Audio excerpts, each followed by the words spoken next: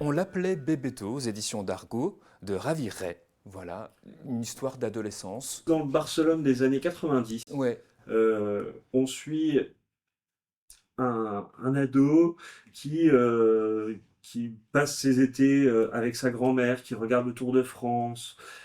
C'est l'époque de Miguel Indurain, donc c'est oui, une fierté locale.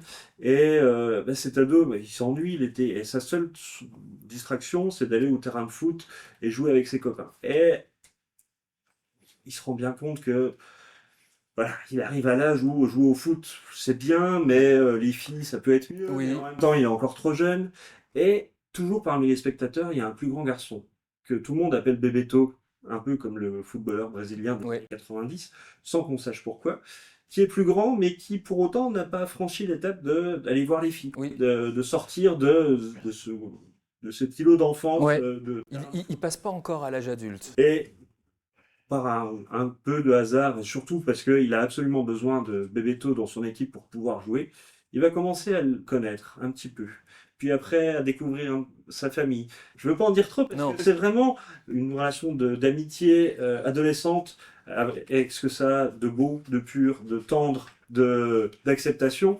Et en même temps, c'est très adolescent. Il y a ces colères soudaines, Et puis c'est la peur de l'avenir, la peur d'être adulte, parce que à cette époque-là, on est encore adolescent, mais l'âge adulte arrive, et en règle générale, les ados de cette bourgade-là, ils sont plus destinés à être ouvriers, donc la vie ça va pas être superbe pour eux. Ils sont encore dans cette insouciance-là. Ils sont dans l'insouciance, ils veulent être plus grands, mais ils doutent bien qu'être plus grand, ça veut dire d'autres problèmes.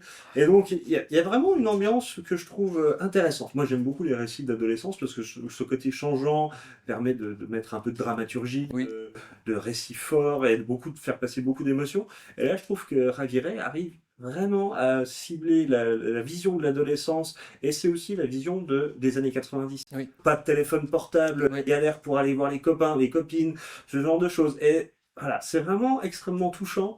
Euh, c'est très bien dessiné. Un dessin semi-réaliste Voilà, d'une maîtrise totale, détaillée, juste, Moi, équilibrée. j'avais déjà beaucoup aimé son adaptation d'Ibsen.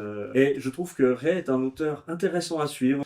Il fait jamais le même bouquin, mais en même temps, il creuse son sillon d'auteurs qui se posent des questions sur l'humanité en tant que telle. Et je trouve ça vraiment brillant. Ouais, c'est vraiment brillant, c'est rempli de petits moments marquants comme ça, les meilleurs comme les pires. C'est bourré de découvertes, car c'est l'âge des premières fois. C'est lumineux et chargé d'espoir de la jeunesse, quand tout semble possible et si loin à la fois. C'est ensoleillé par le climat catalan. Et donc ça s'appelle On l'appelait Bébéto de Raviret, aux éditions d'Argo, une chronique tendre et un peu cruelle quand même de l'adolescence.